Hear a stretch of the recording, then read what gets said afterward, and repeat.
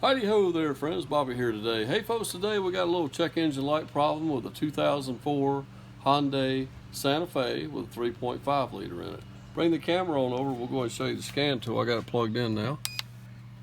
Take a look at these codes. We got a PO174, which is a Bank 2 lean. We also have a PO154, which is O2 sensor circuit no activity detected.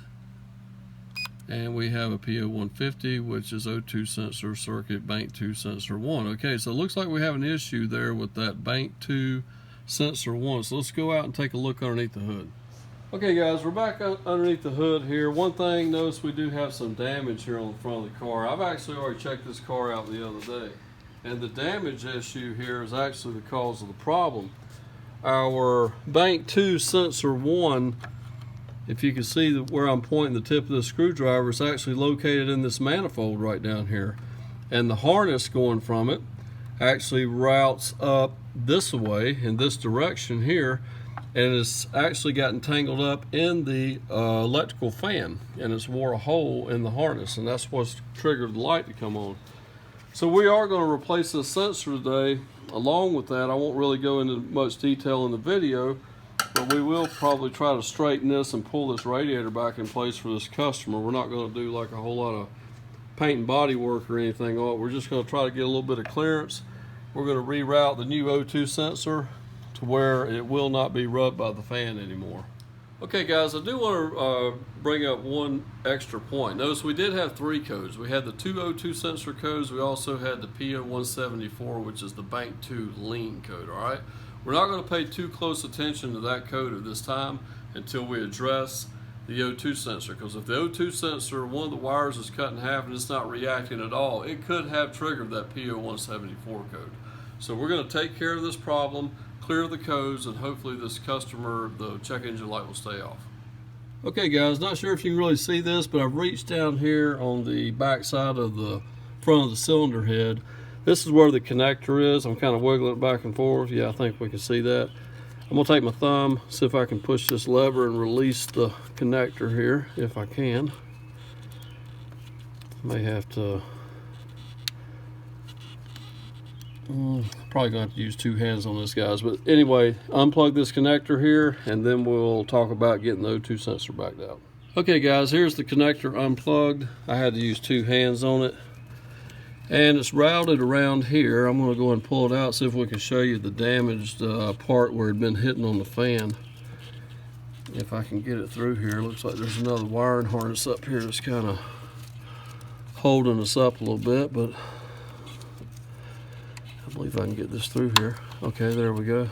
Let's see if I can pull it up here enough to kind of show you where the damaged part is.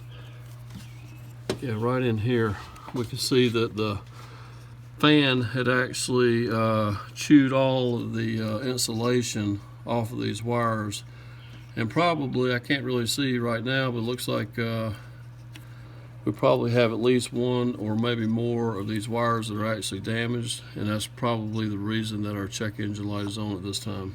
Okay guys, we're going to take an O2 sensor socket on a swivel and a long extension 3/8 ratchet, and we're going to stick it down here and see if we can go ahead and break this O2 sensor loose.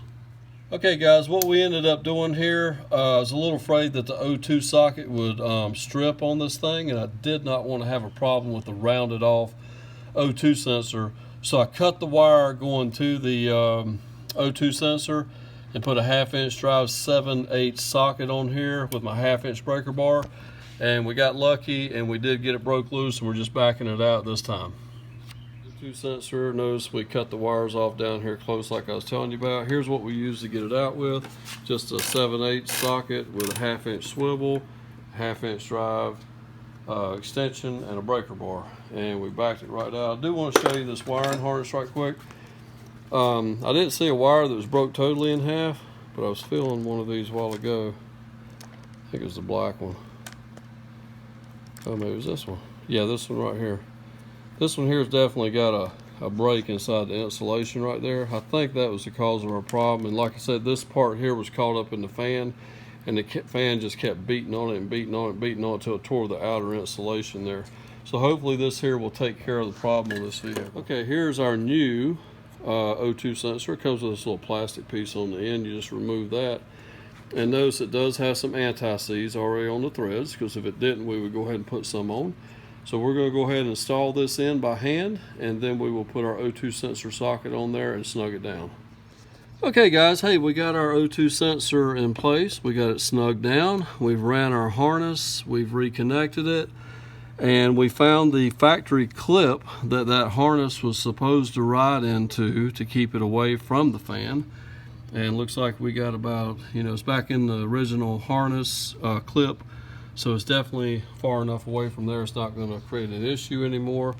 And what we did on this vehicle to kind of help this young lady out is we took the core support loose here at the top, and we pried over on the radiator a little bit, pulled it back this way, and got it back in its original grommet right up here. She still needs to take it probably to a body shop because she's got a bent lower core support. But hopefully this will take care of this problem, and the check engine light will stay off. We're going to go ahead and clear it now and take it for a test drive. Friends, thank you for stopping by and checking out our little video today on replacing a Bank 2 Sensor 1 on a 2004 Hyundai Santa Fe. Don't forget to like our video, subscribe, tell a few friends about us, and remember we are on Patreon if you want to sign up for that as well. And find us on Facebook and Twitter. Have a great day.